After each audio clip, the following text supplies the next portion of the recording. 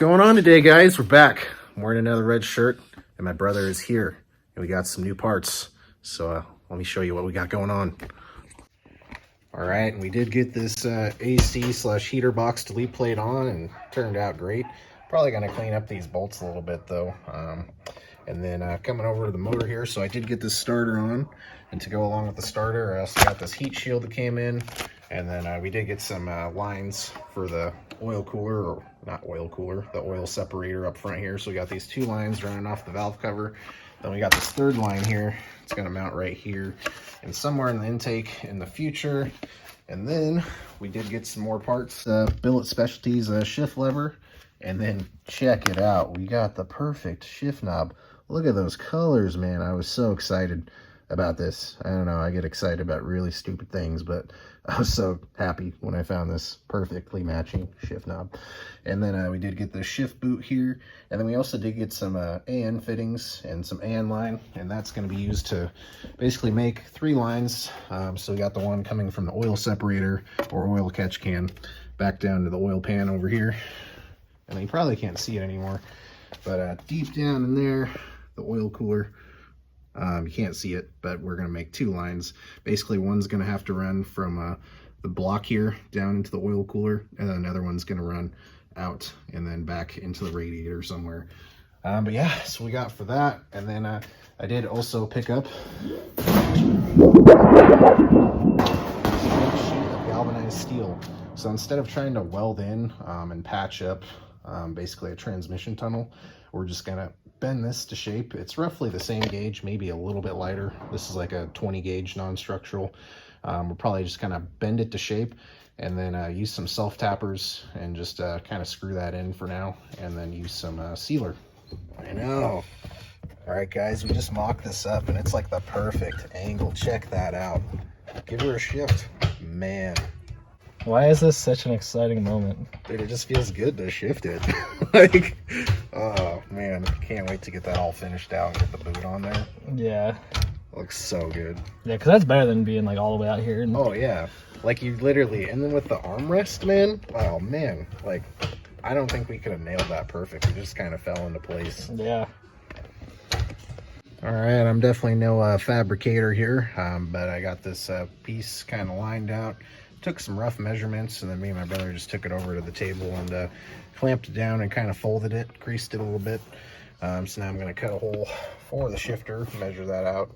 But yeah, I don't know. I figured this is probably a better option than trying to piece something together and weld it up. And then if we ever need to take this off to get the tranny out again, we can just unscrew it. So that's the plan. All right, we drilled the hole up top, hole saw, got it trimmed up a little bit. Now we just kind of got to form it to shape here. But yeah, we know exactly what we're doing. I mean, it's not the worst. I was expecting this to be a lot bad, like way worse than what it is. So we're moving along. We're doing our best, okay? Making progress. Look at that. We just eyeballed it. What was that video? Oh, the dude's like, whoa, whoa, like each time. You know what I mean? You know what I'm talking about? I think so.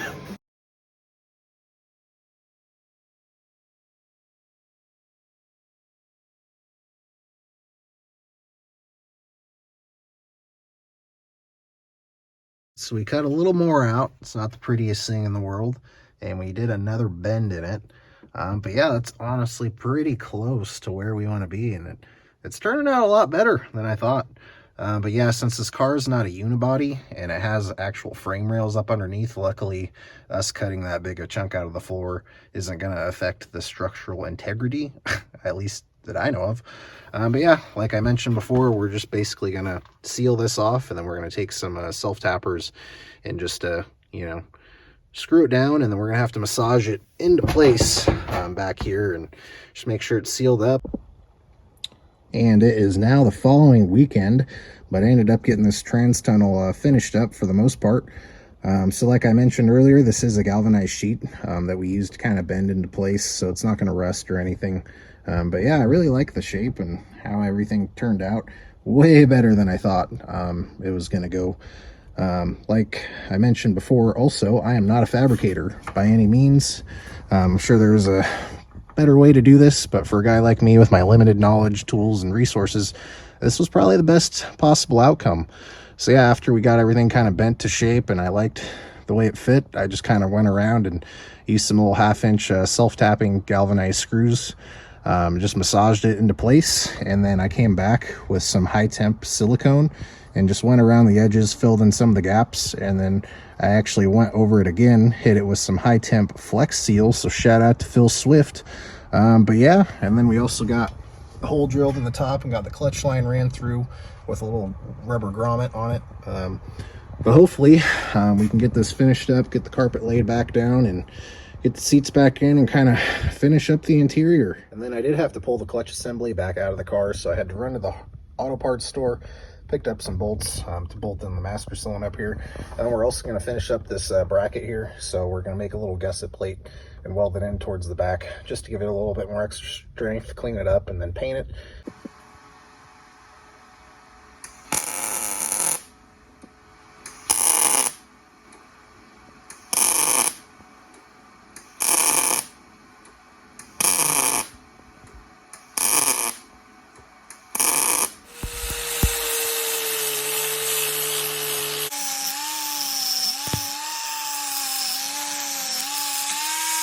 Alright, got the clutch pedal assembly reassembled. My brother was nice enough to weld this little gusset in the back. We threw a quick coat of paint.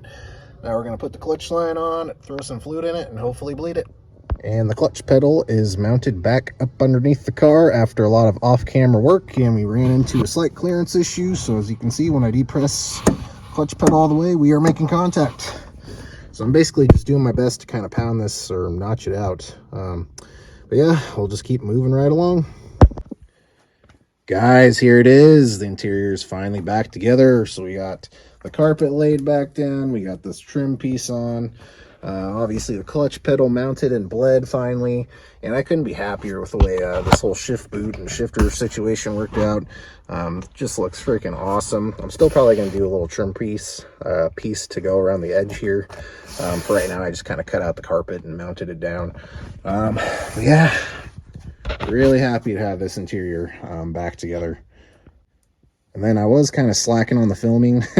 A lot of this stuff was kind of boring, probably for you to watch. And honestly, it's just kind of tedious too, lining clutch pedal up, mounting it, taking it back off, checking to make sure it works. And same thing with the trans tunnel. So I apologize, definitely slacking on the filming aspect of everything.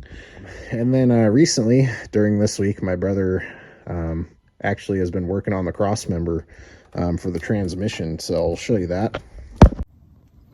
All right, well, you got the master fabricator here. So this is the start of the new mount. I have these holes lined up to drill, just like so, and that will be the start. So this will clamp down, so one bolt will obviously go through here. The other one will go through both of these and pinch down. And that will go right up in here to mount for starting our bracket that will start where the actual mounting holes are. And the goal here is to take this and tuck it up as close as possible and then drop it down, because we are trying to save room for exhaust, because the goal here is to not have the exhaust be the lowest point in the car, but for all we know, that might happen. Also, a weird tip that I learned, probably everyone knows this, but the slower you go while you're drilling, the better the hole, and honestly, the faster it goes. I think I saw it somewhere on the internet, but I gave it a go and it works wonders. All right, folks, so continuing on this transmission mount, what is nice is, as you can see, it's kind of like that start, stop, because, you know, before we're popping the breaker over and over again, but this time I'm able to get some full solid welds in here, I mean, that look half decent, and I know for sure we're getting plenty of heat.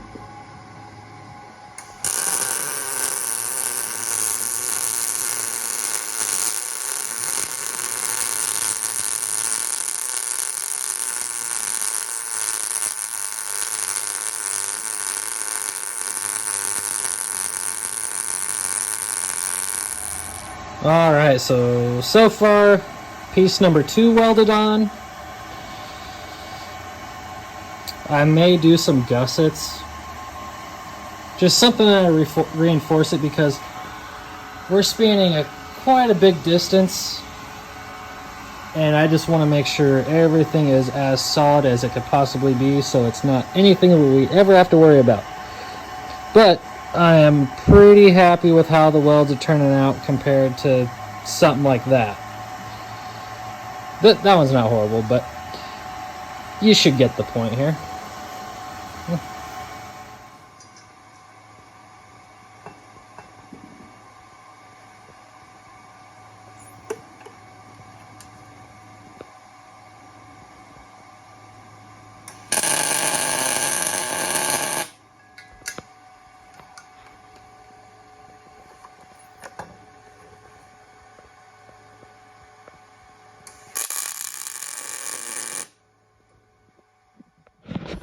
All right, and here it is. Check that thing out. Man, this cross member just turned out awesome. Super thankful and proud of my brother for doing this. And really, I think this is my brother's first time ever fabricating anything at all, or really welding. He actually bought that welder, and this is really his first project other than welding in the front subframe or cross member up there when he did that. But yeah, he just did a great job. This thing's super stout, so I think the only thing left that he has to do is just drill a hole, and we got to align the transmission, make sure it's nice and center, and the drive line will I guess be in a straight line when it lines up with the rear end. So we just got to make sure that's kind of on point. But yeah, other than that, throw a fresh coat of paint on it. But man, he did an awesome job. Can't thank him enough. All right, and I just wanted to kind of touch base on a few other things that's kind of going on with the car. So number one, we got basically the engine controller kit to run this car, which includes the computer, the ECU, the ECM, whatever it's called, the harness, and everything else needed to run this car. So basically, that kit is on back order from General Motors until an unspecified date. I have one on order, but none of the companies, no one knows when they're going to be in. So kind of just playing the waiting game. And then the fun part with this LT motor, this is a 2022 crate engine. So specifically in the instructions for this motor, it says you must use a 2022 or newer engine controller kit for this motor, because I guess they changed the calibration on the cam phasers, supposedly. So there are a few other companies that actually make kits for this car. I think Holley makes their Terminator system or whatever. I can't remember what it's exactly called, to run this LT4 motor, but they only make it for automatic transmissions. They don't make one to run the Tremec T56 like we have here. There's one other company called Spear Tech, and I called them up, and they're super nice guys. I talked to them for a little bit, and I was actually going to have them make a kit for this car. But I brought up the calibration thing, and the guy on the phone said, yep, oh man, we've been hearing about that from a few other customers. So unfortunately right now we can't make one for your car. They said until they get one in their hands and they fire it up, they see what's going on, they said they can't make one. So right now we're kind of out of luck as far as getting this car running without that. So man, I'm praying that GM engine controller kit comes in off back order soon. Obviously we got a lot more stuff to do before getting it started and wired up, but that's definitely going to be one of the things that's kind of going to hold us back if we don't get that engine controller kit. And man, to be honest, I completely underestimated what it's going to take to get this car running.